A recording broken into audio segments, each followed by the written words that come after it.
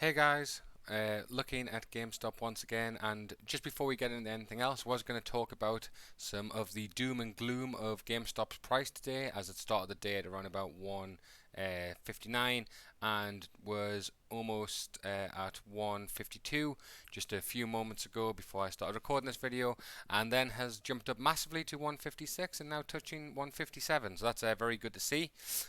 One of the points I was about to make was if we look at the RSI, you can see that GameStop is currently in a very underbought range here.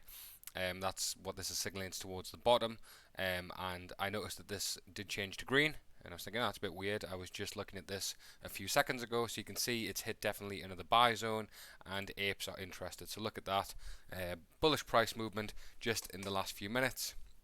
In fact, because it's such good price movement, I'm going to push my luck and say, can you give me some likes to keep this bullish price movement going? You gave me a lot of likes on the last video, so thank you very much for that. It's really appreciated as always. Helps me out, gets this video out there to as many people, and hopefully in turn gets more people buying as well, which will in turn push the price up, as we've had this little bit of movement here in the last 5 to 10 minutes. So that's some really good movement. We'll keep an eye on this as the video goes on, but good to see that the price is up on the day. That's one of the first day it's been up on a day in quite a few days. There's been some down days, so it's good to see that the price is going in the other direction for a change. They can't just keep shorting it forever. Um, so just some things, some highlights that we saw on Reddit and online DD. This is the daily Treasury statement, and it's the cash and debt operations of the US Treasury as of Friday, and this is rounded in millions. And you can see that currently at this point in time, the closing balance of the US Fed was only 459 billion. So the sorry, not the Fed, sorry, the Treasury. I misspoke there. The United States Treasury is only 495.59 billion dollars. So the Treasury is part of who would be part of any potential bailouts on the coming potential economic collapse that will happen due to, well, all the stuff that we have been seeing. I believe the Treasury paid around 700 billion in 2008, and from what we've seen from the DD and where this is going, is the impending market crash that will happen is going to be a heck of a lot worse than 2008. It's everything that 2008 was, but with a lot more corruption. And GameStop is one of the ways that we can fight against this, or we will be hedging against it almost in a way, without being those hedge funds, that we are hedging against it. So very interesting. I'll try and give updates on this if we see that this is decreasing, but you can see that this has definitely gone down. So interesting nonetheless. And we said previously that with GameStop joining the S&P Mid Cap 400, that this would probably have some negative price movement, despite the positive news that they were included. But and we saw that on the day that they were included, that the price dropped down massively. But if we just go to this bottom part here, GameStop will be replaced in the S&P Small Cap, which what they were previously in, by WRI, and then GameStop will be moved into the S&P 400, and this will be effective prior to opening of trading on Wednesday the 4th. So that will be tomorrow morning. So look to see some movement because of that. Normally, if it was a normal company, I would say the price would go up, but you never know with what's happening in GameStop at the minute. Oh, and this is just a piece that took my eye. I found quite interesting. We are witnessing the death spiral slash endgame, and this is by Marty99.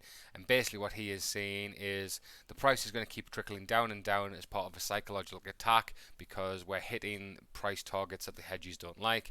And this is a bullish pattern, the death spiral. Why does the death spiral work?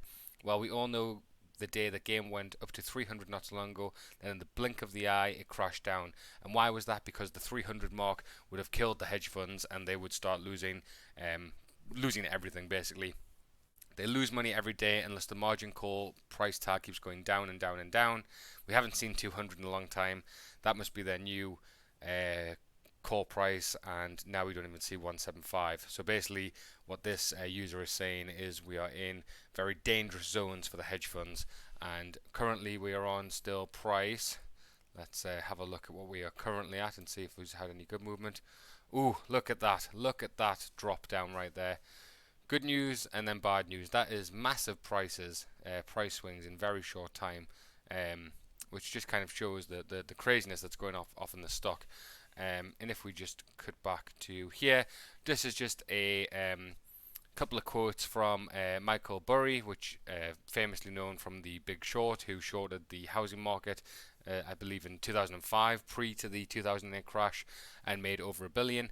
And this is just some quotes of what he's saying. So, knowing saves half the battle. Got it? It's not hard. Analyze, think independently, be informed, find the data, and you'll know a lot that no one else does. There really can't be another GME. Nothing else is or was even close shorted to 100% of the float. So small, microcap, so hated, ignored, dismissed prior to the big short squeeze. It was perfectly set up. There'll be nothing much like it, much like the big short. And it is one thing to live with GME for a year knowing, but it's much worse to live with housing 2 years knowing, but with the lies and distortions and political terrorism, weaponizing COVID, and knowing this is a whole new level of tums down the pie hole.